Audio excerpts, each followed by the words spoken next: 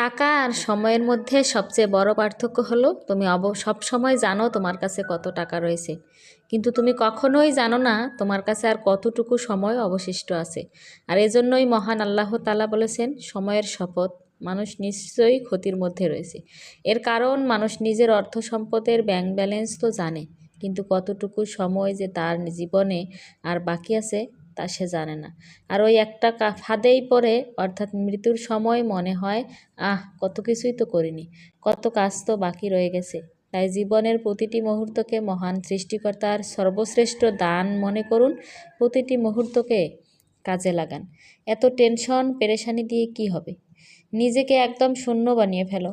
আচ্ছা বলো তো, অঙ্কের মধ্যে শূন্যকে বিয়োগের ভয় দেখিয়ে কোনো লাভ আছে? কারণ শূন্য নিজেই জানে তার হারানোর মতো কিছুই নেই।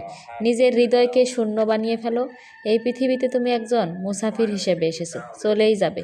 শুধুমাত্র মহান সৃষ্টিকর্তার দেওয়া আদেশ নিষেধগুলো মাথায় রেখে আর যাবতীয় সব দুনিয়াবি পেরেশানি মাথা থেকে ঝেড়ে ফেলে দাও।